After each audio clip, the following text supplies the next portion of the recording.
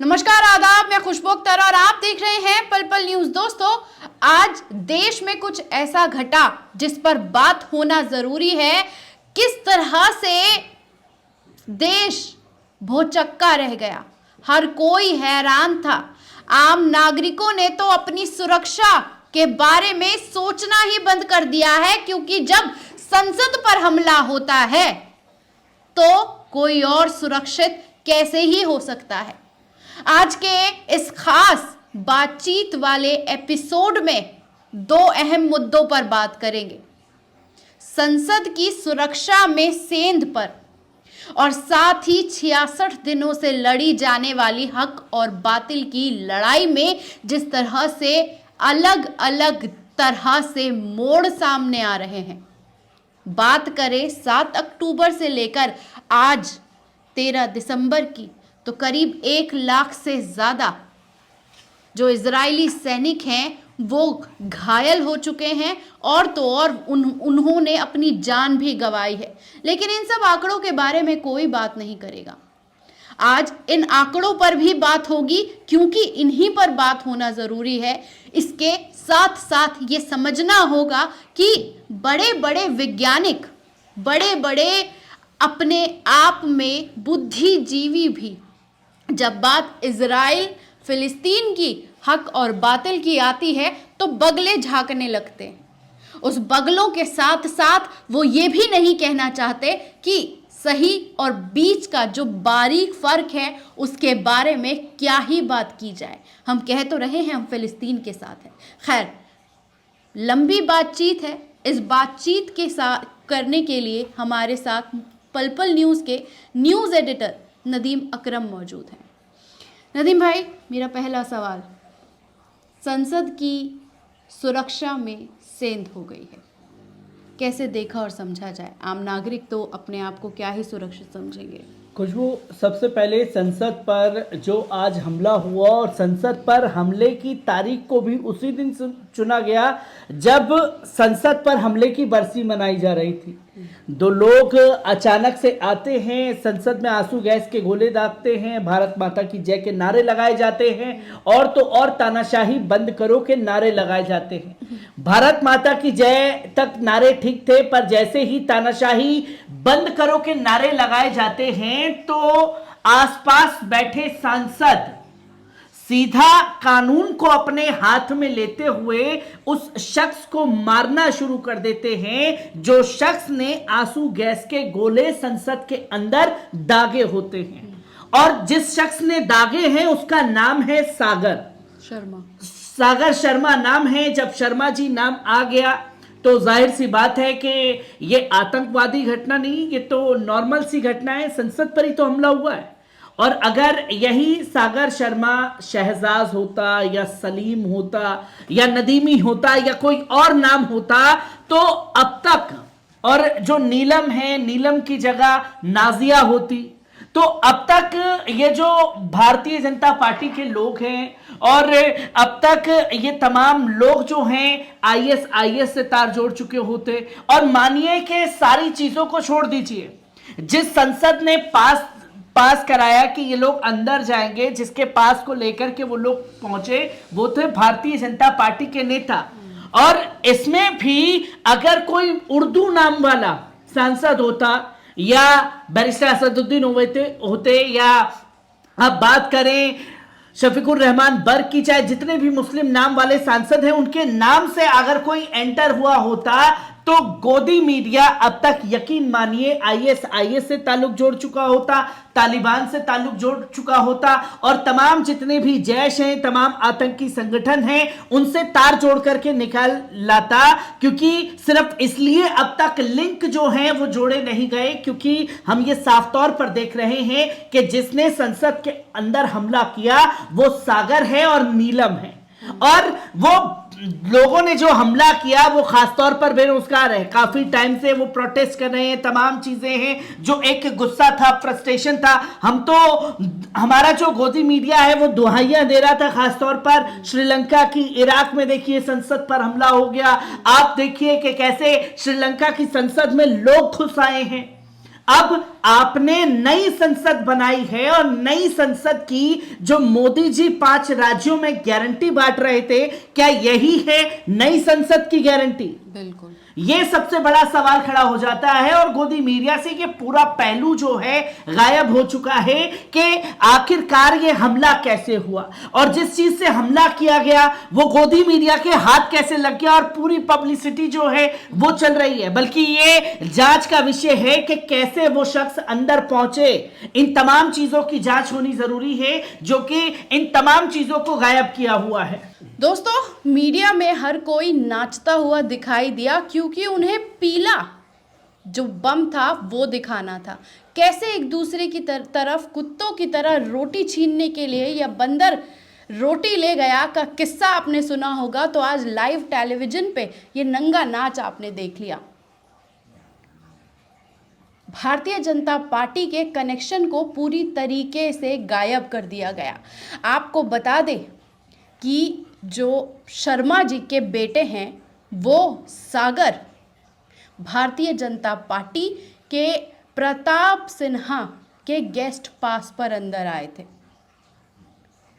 जहां पर आम लोग बैठकर पूरा संसद का कार्रवाई देखते हैं, वहां से नीचे कूदकर उसने जिस तरीके की हरकत की उसे सांसदों ने भी चप्पल जूतों से कूट दिया है।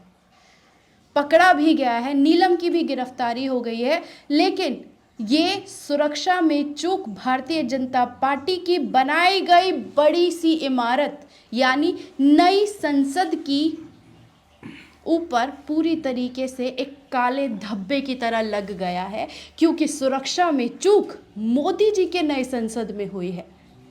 और खबर बस यहीं आकर ख़त्म हो गई, क्योंकि कोई शहजाद नहीं था, कोई नाजिया नहीं थी, इसीलिए मुद्दा पूरी तरीके से गायब कर दिया गया। बस पीला बम पीला बम पीला बम करते हुए सारा मुद्दा कल तक टेलीविज़न से गायब हो जाएगा। अब आते हैं उस मुद्दे पर जिस पर बात हम 66 दिनों से कर रहे हैं, पल पल की रिपोर्ट आपको दे रहे हैं।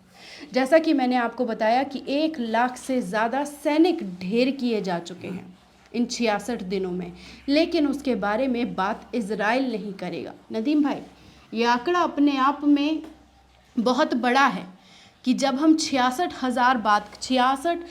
66 दिनों में 1 लाख सैनिकों के ढेर किए जाने की बात करते हैं, और इसी के साथ साथ इसकी भी हम बात कर रहे हैं कि जो इजराइल है उसने अब तक जो अपना नुकसान उसको जो हुआ है उसमें ये है कि जो गाज़ा के जो मुजाहिदीन हैं उन्होंने जिस तरह से मोर्चा संभाला, उस मोर्चे के अंदर 5 लाख यहूदी इजराइल छोड़कर भागने को पूरी तरीके से भाग चुके हैं। मजबूर होना तो सेकेंडरी हो जाता है। और इसी के साथ इन 7 अक्टूबर से लेकर 13 दिसंबर जब हम आज बात कर रहे हैं, तो इजराइल को $600 अरब उसके पानी की तरह फूंक दिए गए हैं, बर्बाद हो चुके हैं, बाइकआउट हो चुका है।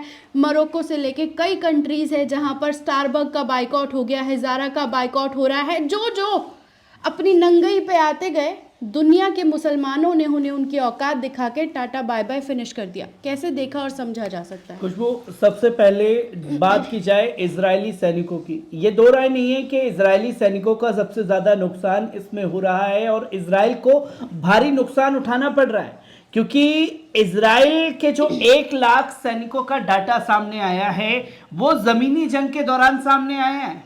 और जब आप 1 लाख इजरायली सैनिकों के डाटा की जमीनी तौर पर बात कर रहे हैं, और ये डाटा हम खुद इजरायली मीडिया के जो इजरायली आईडीएफ का टेलीग्राम चैनल बना हुआ है उसमें ये मैसेज जो हैं वो पास हो रहे हैं, क्योंकि कई जगह टेलीग्राम में ये देखने को मिला। अब मैं 2 तरीके के पूरे टेलीग्राम पर नजर बनी हुई है। खासतौर पर एक तरफ आप देखिए कि अल-कस्साम ब्रिगेड जो एक्टिविटी को अंजाम दे रहा है वो एक मैसेज सर्कुलेट कर देते हैं और बता देते हैं कि देखिए हमने इस जगह पर जो है इतने सैनिकों को उड़ा दिया, हमने अभी जो है इतने टैंकों को उड़ा दिया, वो मैसेज देते हैं। और आप यकीन मानिए कि आईडीएफ के टेलीग्राम चैनल पर चल रहा है कि एक सैनिक कहीं उड़ा दिया गया, 2 सैनिक उसे कुत्ते की तरह घसीट करके ले करके जा रहे हैं ताकि इसको आखिरी समय पर सही जगह पहुंचाया जा सके। ये तस्वीर जो है सर्कुलेट हुई तो सवाल खड़े हो गए। और रही 1 लाख सैनिकों के डाटा की, जहां आपने बताया कि 1 लाख सैनिक ढेर हुए हैं, वो यकीनन ढेर हुए हैं, जिसमें से 60,000 के आसपास इजरायली सैनिक जो हैं वो अपाहिज हो चुके हैं, जिसका डाटा नहीं है किसकी, क्योंकि जब वहां के लोग, खासतौर पर इजरायली मीडिया, जो बड़े बड़े तबके हैं, वो जब सवाल कर रहे हैं अपनी हुकूमत से कि आप बताइए कि अब तक 7 अक्टूबर के बाद से अब तक कितने इजरायली सैनिक जो हैं वो मारे गए हैं, तो आईडीएफ तो साफ तौर पर ये कह रहे हैं कि भैया 150 मरे हैं। और वहां जब ये डाटा आईडीएफ द्वारा पास किया जा रहा है, तो आईडीएफ के उन तथ्यों को जानने के लिए जो मीडिया है वो कहां जा रहा है, वो खासतौर पर जा रहा है इजरायली मिलिट्री हॉस्पिटल से डाटा कलेक्ट कर रहा है। और वो डाटा जो है वो बता रहा है कि भाई हमारी हुकूमत जो है हमारे ही सैनिकों के मामले में झूठ बोल रही है। 20 से 25 हजार के आसपास इजरायली सैनिक मारे जा चुके हैं। 3,000 के आसपास सैनिक ऐसे हैं कि उन्होंने अपनी आंखों को गवा दिया है। 2,500-3 हजार के आसपास सैनिक जो हैं ऐसे हैं कि उनकी आंतें सड़ रही हैं। ये लगातार है तस्वीरें जो हैं वो सामने आ रही हैं, और इसी डाटा को खासतौर पर छुपा रहा है, क्योंकि अभी जब बात की जाए खासतौर पर इजराइल के जो गृह मंत्री हैं, उन्होंने साफ तौर पर ऐलान कर दिया कि हम जो है ये जंग नहीं रोकने वाले, हम सीज फायर को नहीं रोकने वाले, क्योंकि हम जब तक हमास को खत्म नहीं कर देते, हम याह्या सिनवार को कत्ल नहीं कर देते, तब तक हम ये जंग रोकने वाले नहीं हैं। यहां सरेंडर करने के लिए कहा जा रहा है, वहां साफ तौर पर अबू हमजा ने ऐलान कर दिया कि हम चाहे कुछ भी हो जाए सफेद झंडा नहीं फहराएंगे। अब ये सफेद झंडा क्या है? सफेद रंग है शांति का प्रतीक, जो कि जी हम ये जंग में अपना सफेद झंडा लहराते हैं, हम अपनी तरफ से अब क्विट करते हैं, आपको जो करना है आप करिए, हमें गिरफ्तार करना है करिए। वहां अबू हमजा ने साफ तौर पर, जो अल-कुदूस ब्रिगेड के सैन्य प्रवक्ता हैं, उन्होंने साफ तौर पर यह ऐलान कर दिया है कि यह जंग इजराइल जितनी लंबी लड़नी चाहता है वो लड़े, हम पूरी तरीके से तैयार हैं। और मैं यकीन कहता हूं, ये मेरे अल्फाज नहीं, ये खुद अबू हमजा के अल्फाज हैं, और ये उन्होंने कहा कि मैं ये यकीन दिलाता हूं कि इस जंग में अगर कुछ हासिल होगा तो वो है इजराइल को सिर्फ और सिर्फ जलालत। वो पैगाम उन्होंने यमनी सेना के लिए भी दिया, वो पैगाम उन्होंने हिजबुल्लाह के लिए भी दिया। अब बात यहां ये आ जाती है दर्शकों को समझाने के लिए कि आखिरकार किस तरीके से कहां कहां मोर्चे संभाले हुए हैं, क्योंकि गाजा पट्टी में जब आपने देखा जो 48 से 49 दिन तक सारी चीजें चली, फिर उसके बाद कुछ दिनों के लिए सीज फायर हुआ, कुछ दिनों के लिए जंग रुकी। जंग से पहले 48 दिनों तक सिर्फ और सिर्फ गाजा पट्टी में ही जंग चल रही थी, और जमीनी जंग में भारी नुकसान उठाना पड़ा। तकरीबन 1000 से ज्यादा जो उसका टैंक था, मतलब दिल था इजराइल का, वो ये कहने को तैयार नहीं था कि उसके टैंक उड़ाए जा रहे हैं। अब वो ये कहता कि भैया कोई हमला नहीं हुआ। इधर हमास अपने टेलीग्राम चैनल पर वीडियो लीक करके बता देता कि भाई हमने उड़ाए हैं, और लड़के जो है वो सेल्फी खिंचवा रहे हैं, इस स्टाइल में फोटो खिंचवा रहे हैं। जो उसके बाद ये फ्रस्ट्रेशन हुई कि यार हमारे सैनिक तो कह रहे हैं कि हम हमास के लोगों को मार रहे हैं। अब दुनिया को यकीन कैसे दिलाया जाए, क्योंकि अमेरिका तो हमें हथियार इसलिए दे रहा है कि हमें जो है हमास को खत्म करना है। इधर हमास के लड़ाके हमारे पानी मिट्टी में मिला दे रहे हैं, हमें पूरी तरीके से हमारे टैंकों को मिला रहे हैं, हमारे सैनिकों को मिला रहे हैं। तो फिर उन्होंने आम सिविलियंस को गिरफ्तार करना शुरू कर दिया, और जब आम सिविलियंस को गिरफ्तार किया तो वो ये बताने लगा कि साहब देखिए हमने हमास के लोगों को गिरफ्तार कर लिया। और उसमें भी कोई साइंटिस्ट है, क्योंकि कुछ लोगों की तस्वीरें जो नामित चेहरे हैं, आप आम सिविलियंस को गिरफ्तार करें पर नहीं पकड़ पाएंगे। जब कुछ खास चुनिंदा लोगों को जो फिलिस्तीन की शान है, उन लोगों को आप गिरफ्तार करेंगे तो वहां आप चाहे कुछ भी बोल लें कि ये हमास के लड़ाके हैं, पर जब इंटरनेशनल लेवल पर लोगों की नजर जा रही है, वो बता रहे हैं कि भाई ये तो इंटरनेशनल उस पर डॉक्टर हैं, ये तो साइंटिस्ट हैं, ये तो प्रोफेसर हैं, ये दुनिया के दूसरे नंबर के सबसे ज्यादा जो हैं 2021 में साइंटिस्ट रहे, इन्हें दुनिया भर से इनाम मिला हुआ है। जब ऐसे लोगों की गिरफ्तारी हो रही है तो इधर भी इजराइल को जलालत का सामना करना पड़ रहा है। और अगर आप देखें कि गाजा के अंदर, गाजा पट्टी के अंदर रह करके छुटपुट झड़पें हो रही हैं और ये पूरी की पूरी जंग जो है खान यूनुस में बदल चुकी है। खान यूनुस हो, जबलिया हो और कई शिबा फार्म्स, जो कि खासतौर पर अगर देखें कि लेबनान के पास में शिबा फार्म्स पड़ता है, कई ऐसे शहर हैं जहां खासतौर पर 2 जगह ये जंग सिमट चुकी है इन पूरे 66 दिनों की। एक जबलिया और दूसरा है खान यूनुस। खान यूनुस को इसलिए इजराइल डिफेंस फोर्स निशाना बना रहा है कि वो तमाम हमास के जो लीडर हैं, जो सेना में शामिल है वो नहीं, जो लीडर हैं, इस्माइल हानिया हुए, चाहे याह्या सिनवार हुए, अब ओसामा हमदान हुए, उन लोगों का गढ़ है। अब वहां ये कहते हैं कि भैया हमने याह्या सिनवार के घर को उड़ा दिया। अब याह्या सिनवार का घर जो है वो 2014 में ही उड़ा चुका है इजराइल, पर यहां दावे कर रहा है कि हमने अब उड़ाया। और ये सारी की सारी जंग खान यूनुस की तरफ क्यों शिफ्ट हुई है? क्योंकि आपको याद होगा कि जब आखिरी दिन पर कुछ लोगों को छोड़ा गया, जो इजरायली लोग थे उन्हें छोड़ा गया, उन्होंने जब अपनी मीडिया से बात की तो उन्होंने बताया कि हमसे मिलने याह्या सिनवार जो है सुरंग के अंदर आया था और उसने हमें यह बोला कि आप दुनिया की सबसे ज्यादा सुरक्षित जगह पर हैं, आपका कोई कुछ नहीं कर पाएगा। अब सोचिए कि जहां पर बमबारी हो रही है उस जगह पर याह्या सिनवार उन्हीं के लोगों को दिलासा दे रहे हैं कि आपको कुछ नहीं होगा।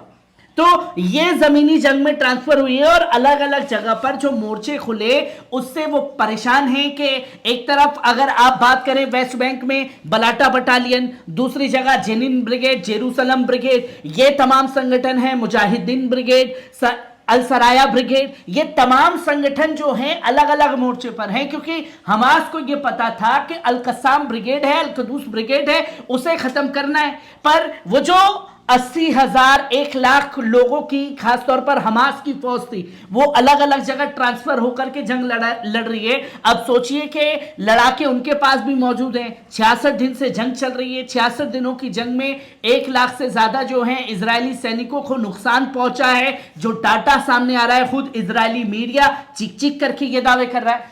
नदीम भाई, इसके बाद एक अहम सवाल जो लगातार उठ रहा है या अब डिक्लेयर कर दिया गया है कि जो बाइडेन ने कहा है कि इज़राइल अपना सपोर्ट हार रहा है, नेतन्याहू को अब अपनी गवर्नमेंट में बदलाव करना चाहिए कि अब उसकी जो सत्ता है वो जाने वाली है। और जो बाइडेन ये बात कहने पर 65 दिनों के बाद इस बात को वो कह रहे हैं कि जब इस जेनोसाइड में 23,000 लोगों की जान जा चुकी है। कैसे देखा और समझा जा सकता है इस सब कुछ चीज़ों वो को? सबसे पहले बात वही आ जाएगी, जैसे आपने बोला कि 7 अक्टूबर से शुरू करते हैं, तो 7 अक्टूबर को जब हमला हुआ हमास के द्वारा, हमें खासतौर पर ये समझने की ज़रूरत है, लोग ये डिसाइड ही नहीं कर पा रहे हैं कि हमास ने जो 7 अक्टूबर को किया वो सही था या गलत था। इधर बात यह है कि 70 सालों से जो जुल्म मजलूम फिलिस्तीन झेल रहा है वो सही है या गलत है। कभी ना कभी पलटवार होना था, वही पलटवार उन्होंने किया और उसी पलटवार के चलते जो है इजराइल को सपोर्ट देने के लिए खासतौर पर जो बाइडेन पहुंचे, और जो बाइडेन को आज 66 दिन की जंग खत्म होने को है, 67वें दिन की तरफ है जंग, और 67वें दिन के दौरान उन्हें ये याद आ रहा है कि 23,000 जो बच्चे हैं वो शहीद कर दिए गए हैं। 23,000 लोगों को शहीद किया है, जिसमें से 13-14,000 जो हैं सिर्फ मासूम बच्चे हैं, जिसका नरसंहार जो बाइडेन के दिए हुए हथियारों से इजराइल ने किया है। इस चीज को समझ पाना शायद बहुत मुश्किल हो, क्योंकि एक परसेप्शन जो बनाया था, जो अमेरिका खासतौर पर कूदा था ये बताने के लिए कि भैया ये हमास ने जो किया वो आतंकवाद है। अब कहीं ना कहीं जो बाइडेन को भी ये लगने लगा है जो हथियार मैंने नेतन्याहू को दिए कि वो अपना बदला लेगा, वो पलटवार है, वो जायज है। जब 24,000 से ज्यादा लोग शहीद हो चुके हैं तो जो बाइडेन को ये ख्याल आया है कि असल में आतंकवाद नेतन्याहू द्वारा किया गया और नेतन्याहू को खुद अपनी ही गवर्नमेंट और अपने ही लोगों से जलालत का सामना करना पड़ा है। और मैंने पहले ही इस जंग की शुरुआत में कह दिया था कि अगर इस जंग में किसी का राजनीतिक जनाजा जो निकलेगा वो खासतौर पर बेंजामिन नेतन्याहू और जो बाइडेन का निकलेगा। और तस्वीरें लोगों के सामने हैं, आज नहीं तो कल जब जंग रुकेगी तो लोग देखेंगे कि किस तरीके से इन दोनों ने अपनी ही कब्र खोदने का काम जो है इस जंग में किया है, जिसे ये पचा नहीं पाए। दोनों ने सोचा कि एक दूसरे की पीठ के पीछे छुपा जा सकता है, पर आज जब यूएन की बैठक हुई तो यूएन की बैठक में इजराइल का साथ देने के लिए सिर्फ दो ही देश थे, एक खुद इजराइल और दूसरा अमेरिका।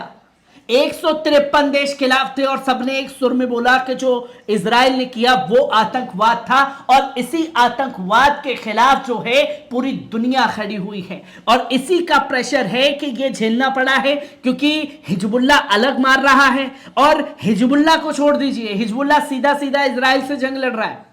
यमन जो कर रहा है उसका प्रेशर अमेरिका पर पड़ रहा है क्योंकि बचाने के लिए तो नेवी किसकी मौजूद है लाल सागर में, खुद इनकी है। हमले हो रहे हैं। और दूसरा सबसे ज्यादा नुकसान जो है इराक सीरिया में 110 हमले हो चुके हैं महज इस जंग के दौरान। 65 दिनों के अंदर 110 हमले, 100 से ज्यादा अमेरिकी सैनिक जो हैं वो अपाहिज हो चुके हैं। जो डाटा ये छुपा रहे हैं, कई सैनिक मारे जा चुके हैं। और यही कारण है कि इन्हें ये बयान देने के लिए अब मजबूर होना पड़ा है क्योंकि अब 2024 आने वाला है और 2024 में अमेरिका में चुनाव है।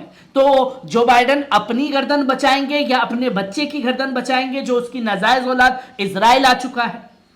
नदीम भाई, इसके साथ साथ सिर्फ एक आखिरी सवाल ये बचता है कि जितनी लंबी जंग चलेगी इज़राइल उतना बर्बाद होगा, इसमें कोई दो राय नहीं है। फाइनेंशियली हो, इमोशनली हो, मॉरली ग्राउंड पर हो, हम ये चीज़ देख रहे हैं, समझ रहे हैं, सारी चीज़ों को समझ रहे हैं।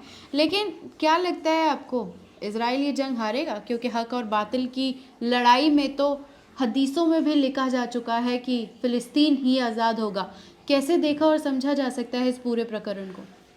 खुशबू, अगर सबसे पहले बात की जाए कि इजराइल जंग हार चुका है, इजराइल तो उसी दिन जंग हार गया था जब गाजा पट्टी में वो जम करके बमबारी कर रहा था और उस बमबारी में लोगों को शहीद कर रहा था और लोगों के घरों को उजाड़ रहा था। फिर इन्हीं का जो मीडिया है और इन्हीं के जो सैनिक हैं वो ये कहने लगे थे कि साहब हमने देखिए अब कब्जा करना शुरू कर दिया है। और उसके बाद जिनके घरों पर बम गिरे वो सब कुछ तबाह हो चुका है, परिवार खत्म कर दिया है, पूरा परिवार शहीद हो चुका है। एक 80 साल के बुजुर्ग एक गद्दा बिछा करके उसी मलबे पर लेटे हुए हैं और अल जजीरा मीडिया से बात करते हुए कह रहे हैं कि आप मेरा एक काम कर सकते हैं तो करिए, आप बेंजामिन नेतन्याहू को कहिए जितने भी बम हैं उसके पास आकर के गिरा दीजिए, मैं अपनी जमीन छोड़ करके नहीं जाने वाला। ये एक 80 साल के बुजुर्ग का जज्बा है। और दूसरी तरफ जिस जगह पर बम गिराए गए हैं खुले आसमान के नीचे, और जब बड़े बड़े बम गिरे हैं तो बड़े बड़े गड्ढे हो गए हैं और जब गड्ढों में ढलान बना है तो वहां के बच्चों ने, जो बच्चे बचे हैं, उन्होंने उसे अपने खेलने का साधन बना लिया है। ये है वो जज्बा जो मोरली तौर पर फिलिस्तीन पहले ही जीत चुका है और मोरली ये हार चुके हैं क्योंकि इनके सैनिकों के पास बताने के लिए कोई बड़ी उपलब्धि नहीं है। अगर आप देखें कि इजरायली सैनिकों के वीडियो में शुरुआत में देख रहा था कि एक उससे उन्होंने निकाली अपनी क्या पाउडर निकाला, एक से फेस पैक निकाला, तीसरे से खीरे निकाले और लेट गए पूरा तान करके कि देखिए हम तो यहां चिल कर रहे हैं। और दूसरी तरफ हमास के लड़ाके आते हैं। वो देखते हैं कि घात लगा करके 60-70 सैनिक एक जगह पर मौजूद हैं, कोई जमीन के नीचे से निकल करके आ रहा है, कोई छुप छुपा करके जमीन के ऊपर से आ रहा है, कोई जो है छुप छुपा करके ड्रोन उड़ा रहा है। और जिस जगह पर सैनिक इकट्ठे हैं, कहीं ड्रोन से बम गिर रहे हैं, कहीं जमीन के अंदर से आकर के मिसाइलें दागी जा रही हैं, कहीं जमीन के ऊपर से आकर के ही गोलीबारी से रोकने की कोशिश की जा रही है। यह है असल में जंग, जो पूरी तरीके से जमीनी जंग हार चुका है। हालांकि लोगों का बार बार यह कहना है कि इतना ज्यादा नुकसान हो गया। नुकसान नो डाउट हुआ है, पर जितना भी नुकसान गाजा के अंदर हुआ है, जितनी भी तबाही मची है, वो सिर्फ और सिर्फ आसमानी हमले में हुई है, जिसको लोग पचाना नहीं चाहते।